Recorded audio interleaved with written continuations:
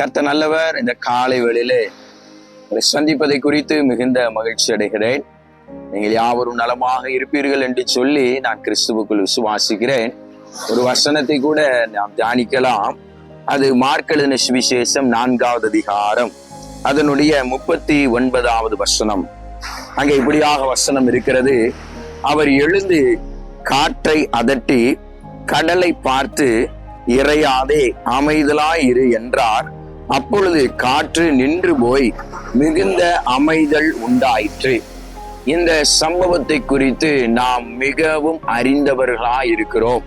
இயேசுவும் அவருடைய சீஷர்களும் இக்கரையிலிருந்து அக்கரைக்கு அவர்கள் பிரயாணப்படுகிறார்கள். பிரயாணப்படுகிற வேளையில இயேசுவானவர் படகில் அவர் தூங்கிக் கொண்டிருக்கிறார். அப்பொழுது இந்த படகானது கடலிலே பிரயாணப்படுகிற வேளையில பலத்த காற்று உண்டாயிற்று. இந்த பலத்த காற்று உண்டானபடினாலே சீஷர்கள் யாவரும் பயந்து நடுங்கி இயேசுவை எழுப்பினார்கள். தூங்கிக் கொண்டிருக்கிற இயேசுவை எழுப்பின உடனே ஆண்டவர் இயேசு எழுந்து காற்றை பார்த்து அதட்டினார். காற்றை பார்த்து கடலை பார்த்து அதட்டினார். அவர் சொன்ன அந்த வார்த்தையின்படியே கடல் அமைதலாயிற்று. இதே போலதான் நம்முடைய வாழ்க்கையில நிறைய பிரச்சனைகள் இருக்கலாம், நிறைய பாடுகள் இருக்கலாம். கடல் போன்ற பிரச்சனைகள் உங்க வாழ்க்கையில நீங்க சந்தித்து கொண்டிருக்கலாம். இயேசு உங்களோடு கூட இருப்பாரே என்றால் அவர் காற்றையும் கடலையும் அதட்டி எல்லாவற்றையும் அவர் அமைதலாக்க வல்லவராய் இருக்கிறார். அங்கே வசனம் இப்படியாக சொல்லப்படுகிறது. அவர்கள் சமாதானமாய் இக்கரையில் இருந்து அவர்கள் அக்கரைக்கு சென்றார்கள்.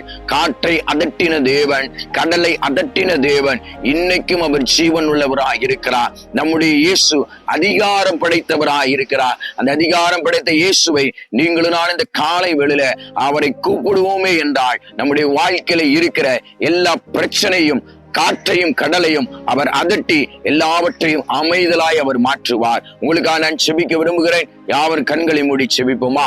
அன்பின் பரலோக பிதாவை, இந்த காலை வேளைக்கா ஸ்தோத்திரம். அன்றைக்கு நீர் காற்றை அதட்டினீர், கடலை பார்த்து அமைதலாயிரு என்று சொன்னீர். உடைய வார்த்தைக்கு அவைகள் கீழ்ப்படிந்தது ஆண்டவரே. அதே போல எங்க வாழ்க்கையில என்னென்ன பிரச்சனைகள் இருக்கிறதோ, என்னென்ன போராட்டங்கள் இருக்கிறதோ, நாங்கள் முன்னேறி செல்ல முடியாதபடிக்கு எவ்வளவு காற்றாய் இருந்தாலும் கர்த்தர் இந்த காலை வேளையில எழுந்திருந்த ஆண்டவரே, நீர் எழுந்தருளி இந்த காற்றை கடலை அதட்டும்படியாய் செபிக்கிறோம். இந்த வீடியோவை பார்க்கிற ஒவ்வொருவரையும் கர்த்தர் ஆசீர்வதிப்பீராக. இயேசுவின் மூலம் செபிக்கிறோம். செபங்கேல் எங்கள் ஜீவன் உள்ள நல்ல பிதாவே, ஆமேன். கர்த்தர் உங்களை ஆசீர்வதிப்பாராக. ஆமேன், ஆமேன்.